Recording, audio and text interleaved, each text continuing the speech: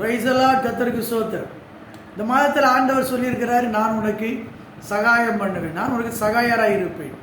அவர் திக்கற்றவர்களுக்கும் விதவைகளுக்கும் அவரே தகப்பனாக இருக்கிறாரு. நம்மை தேடுகிறவர்களுக்கு, தம்மை நம்பியிருக்கிறவர்களுக்கு அவர் கோட்டையும் அரணுமாக இருக்கிறாரு. அதனால் பயப்படாதீங்க. வாழ்க்கை என்பது மேடு பள்ளங்கள் நிறைந்தது தான். வாழ்க்கை என்பது இன்பமும் துன்பமும் நிறைந்தது தான். ஆனால் நம்முடைய ஆண்டவர் அவர் அண்டையில் ஓடி வந்தவர்களை அவர் ஒரு நாள் புறமே தள்ள மாட்டார்.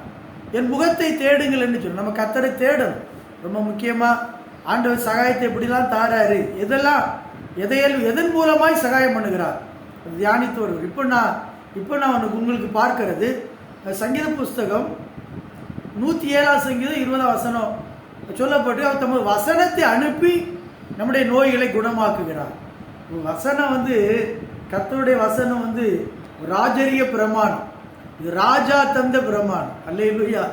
இது ராஜாதி ராஜா, கர்த்தாதி கர்த்த, தேவாதி தேவன் அவர் நமக்கு தந்த இந்த பிரமாணம்.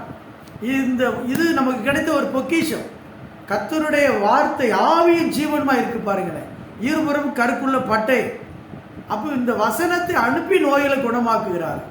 அப்போ நோயை குணமாக்குறதுக்கு அப்படின்னு எல்லாத்துக்கும் தேவன் வாக்குத்தத்தம்.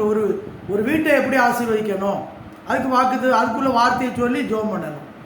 அதே மாதிரி ஒரு போக்குவரத்துக்கு போகிறோம், போக்குவரத்துக்கு எந்த இடையூறு வரக்கூடாது, ஒரு பாதுகாப்பு உண்டாகணும், நம்ம சரியாய் போய் நம்முடைய இடத்தை போய் நம்ம அடையணும் அப்படின்னா அதற்கு எந்த வாக்குத்தத்தத்தை வச்சு ஜெபம் பண்ணணும்.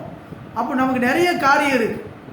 திருமண வீட்டில் எப்படி ஜெபம் பண்ணணும், இப்படி நிறைய காரியம். அதில் நோய் சுகமாகணும்னா அதற்கு சில வசனத்தை கத்த வச்சிருக்கிறார்.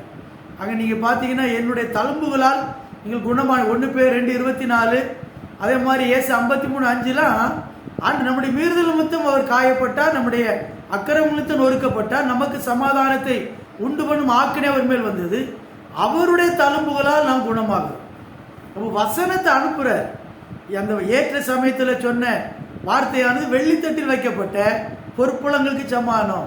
அப்போ எந்த வார்த்தையை சொன்னால் எது நடக்கும், அந்த வார்த்தையை சொல்லி நீங்களும் நானும் ஜெபிக்கும் பொழுது வாழ்க்கையில கர்த்த கிரியை செய்வார்.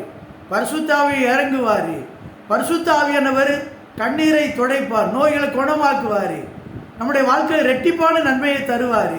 வெக்கம் அனுபவித்த இடத்துல நம்மை புகழ்ச்சியும் கீர்த்தியுமாக வைப்பார். வசனத்தை அனுப்பி நோய்களை குணமாக்குகிறார்.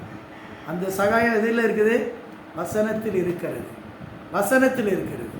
ஆண்டவர் அங்கே யோவான் 15:5 சொல்றாரு, 15:7 சொல்றாரு, நீங்கள் எண்ணிலும் என் வார்த்தை உங்கள் நிலைத்திருந்தால் நீங்கள் கேட்டுக்கொள்வது எதுவோ அது உங்களுக்கு கொடுக்கப்படும். ஜெபிப்போமா. நல்ல பிதாவே, பரிசுத்தரே, உம்முடைய சகாயத்தை உம்முடைய வசனத்தின் மூலமாய் நீர் எங்களுக்கு அனுப்பி தந்து நீர் எங்களை மீட்டுக் கொள்கிறீர், எங்களுக்கு அற்புதம் செய்கிறீர்.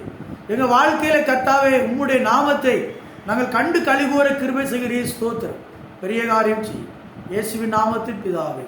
ஆமென், ஆமென்.